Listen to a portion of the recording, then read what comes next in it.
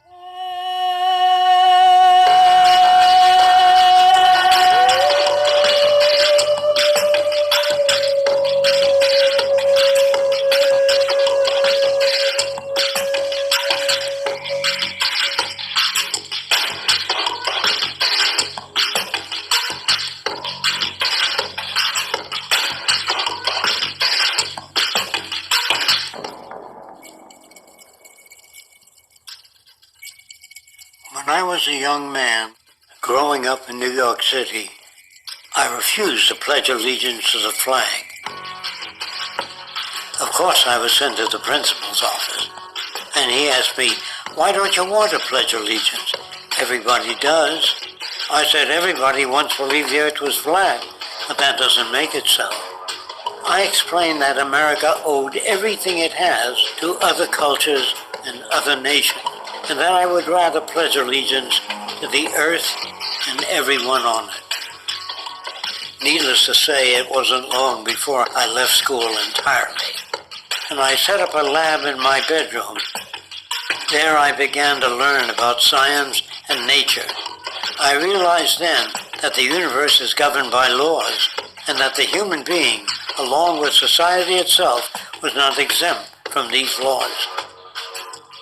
Then came the crash of 1929, which began what we now call the Great Depression. At the time, my schizophrenia delusions and hallucinations. It's difficult to understand why millions were out of work, homeless, starving, while all the factories were sitting there. The resources were unchanged. It was then that I realized that the rules of the economic game were inherently invalid. Shortly after came World War II, where various nations took turns systematically destroying each other. I later calculated that all the destruction and wasted resources spent on that war could have easily provided for every human need on the planet. Since that time, I have watched humanity set the stage for its own extinction. I have watched as the precious finite resources are perpetually wasted and destroyed in the name of profit and free markets. I have watched the social values of society be reduced into a base artificiality of materialism and mindless consumption. And I have watched as the monetary powers control the political structure of supposedly free societies. I'm 94 years old now, and I'm afraid my disposition is the same as it was 75 years ago. This shit's got to go.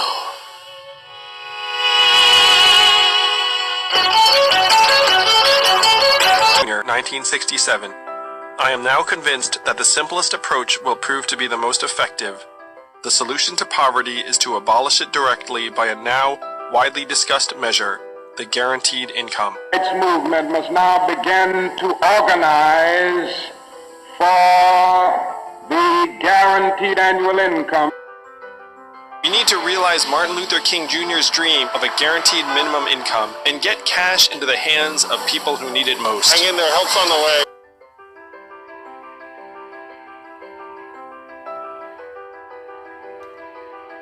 Action by government is a mistake inasmuch as it tends to exacerbate situations that it set out to cure.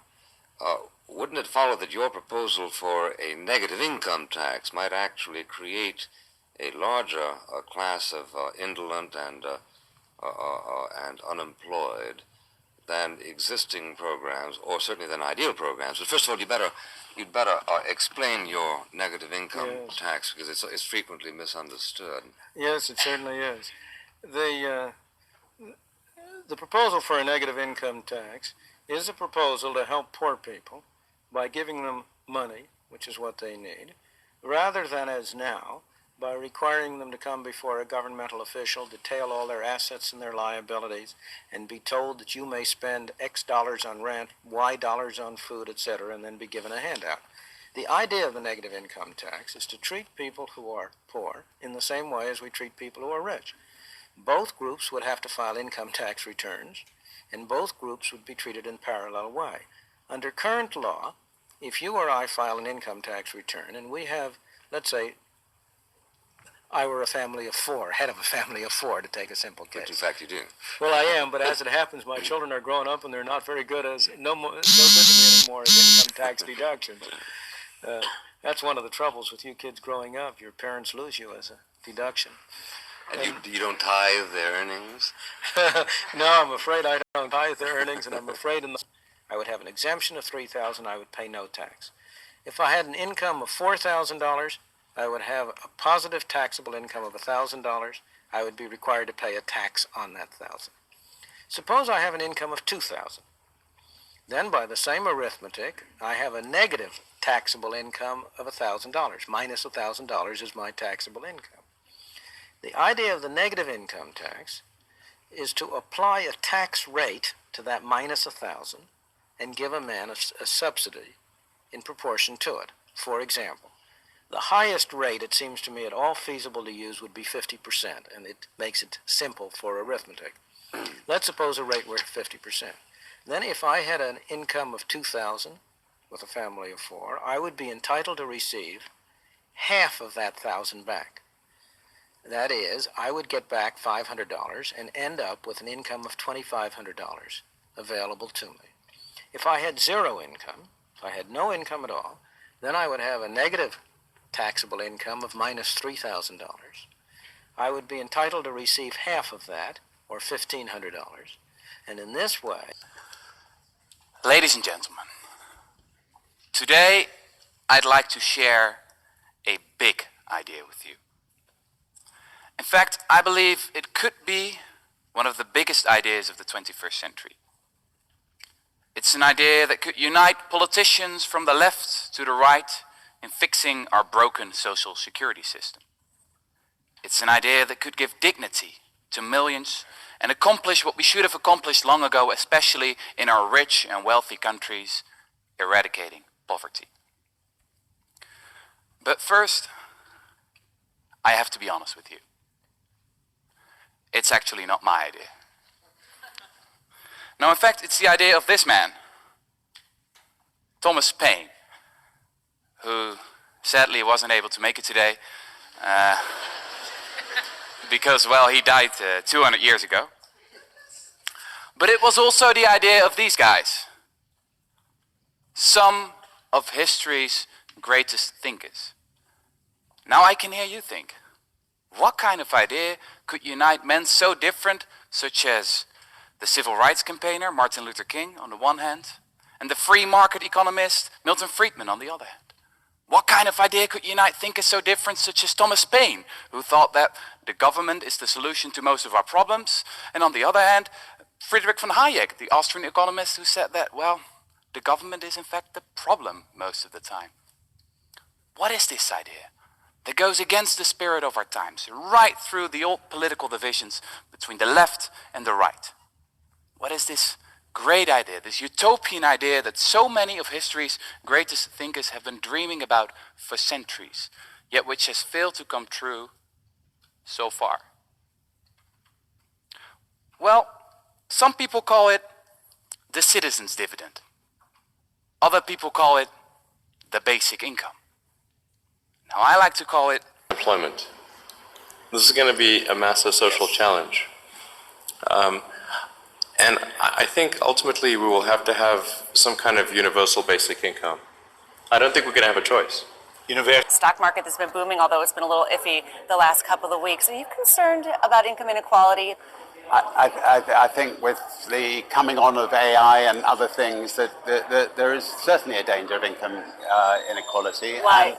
Artificial intelligence, why? Because it What is the amount of jobs it's going to take away and so on. and that's coming. You think that's going to happen? There's no question it will. So we've got to come up with ways of, creating new jobs. Right.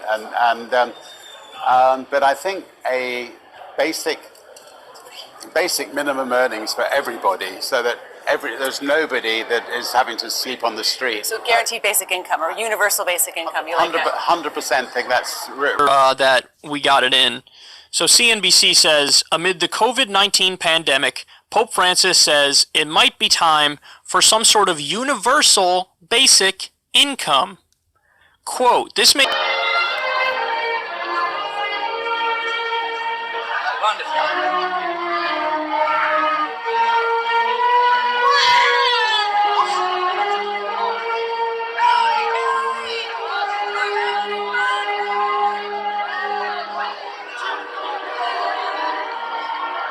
Master, we should send these people away. We've got nothing to give them to eat. They should go to the villages where they can find food.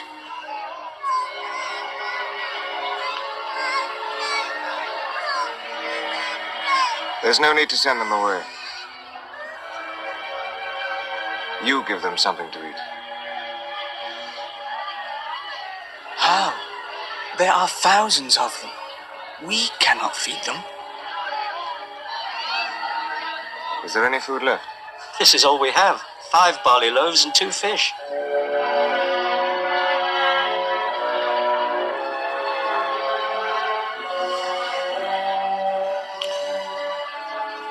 Put the loaves and the fish in the baskets and give them to the people.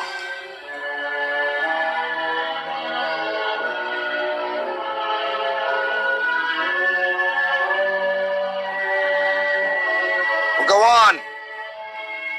Why are you waiting? Do as he says.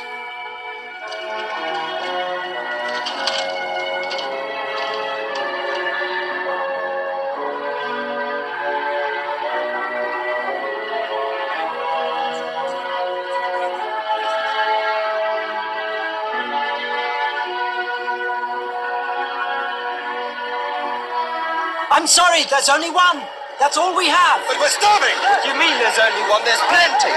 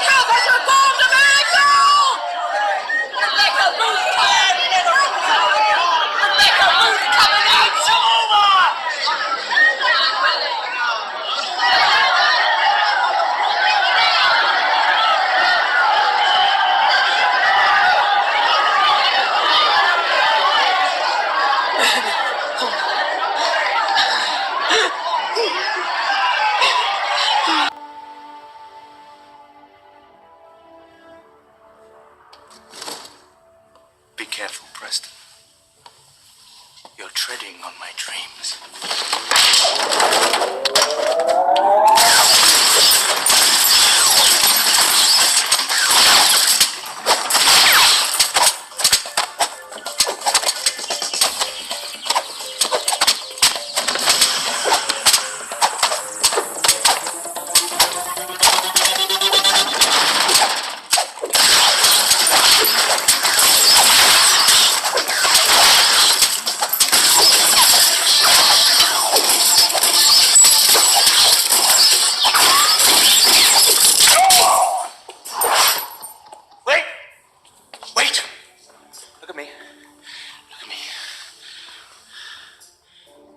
I'm life.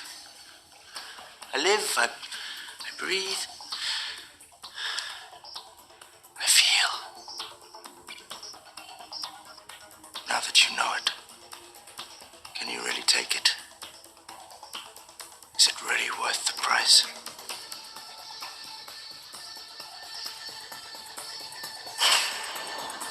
I pay it gladly.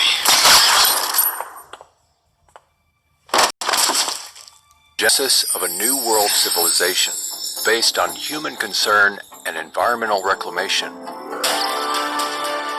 It proposes a holistic social design in which automation and technology would be intelligently integrated to maximize the quality of life rather than simply profits. Undesirable behaviors are products of long exposure to detrimental environments. If we wish to surpass the limitations of our present-day society, such as war, hunger, poverty, and bigotry, we need to make changes and arrange society very differently. Most of our problems today are technical, but we still look for solutions through political means in a monetary system. We have the resources. Money is an interference because it limits our ability and it limits our dreams. Modern society has access